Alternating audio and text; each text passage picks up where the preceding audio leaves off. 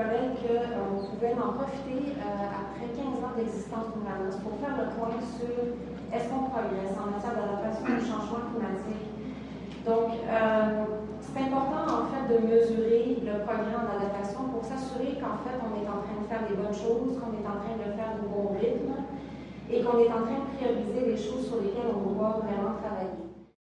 La mesure du progrès, c'est un exercice complexe. C'est ce que je peux dire jusqu'à maintenant. C'est quelque chose qui n'est pas facile.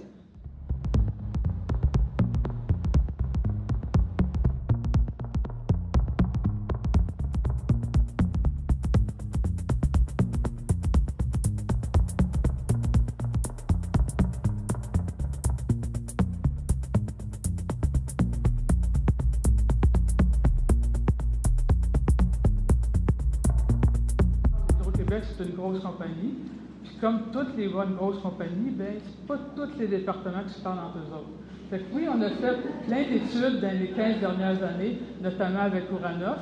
Puis chacun a ses résultats de ses études, mais c'est pas sûr que son voisin sait que ça existe.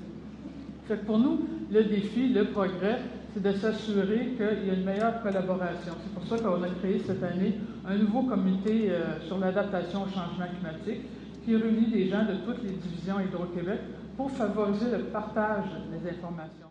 On essaie justement de passer à une mise en application, donc des guides pratiques, essayer d'accompagner les praticiens vers des choses, je dirais, plus concrètes qu'uniquement dire, bon, il va y avoir plus de feu, il va y avoir plus d'épidémies d'insectes, oui, mais qu'est-ce qu'on peut faire en adaptation? Et puis présentement, comme je dis, on est dans cette période-là et il y a plusieurs facteurs facilitants qui font que ça bouge.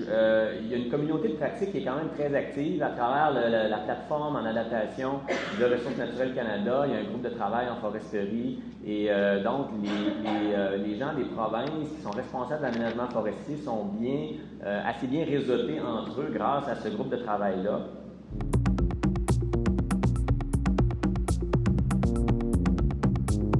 Ce qui est le plus encourageant, je dirais, c'est ce que j'ai vu aussi dans les 15 dernières années, c'est les jeunes chercheurs.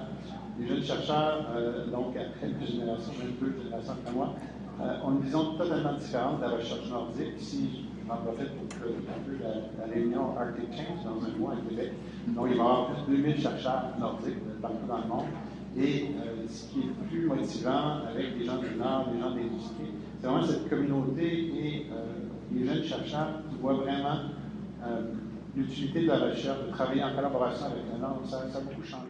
Donc, je pense que premièrement, si on veut des villes adaptées au changement climatique, on doit avoir des politiques directrices qui viennent de Québec. Par exemple, un dispositif sur les planes vertes, comme il y a eu dans le Grenelle d'environnement en France, où toute ville de 200 000 habitants et plus doit se donner d'un plan d'aménagement respectant la linéarité. Donc, on a besoin de ces cadres-là qui vont arriver dans les schémas d'aménagement des MRC avec des perspectives contraignantes qui vont obliger les plans d'urbanisme à les respecter. Donc, on a besoin de ça. On a aussi besoin d'espace pour faire émerger des initiatives locales. Donc, à Montréal, il y a plus d'une vingtaine d'initiatives portées par différents acteurs de corridors verts qui sont tout à fait magnifiques.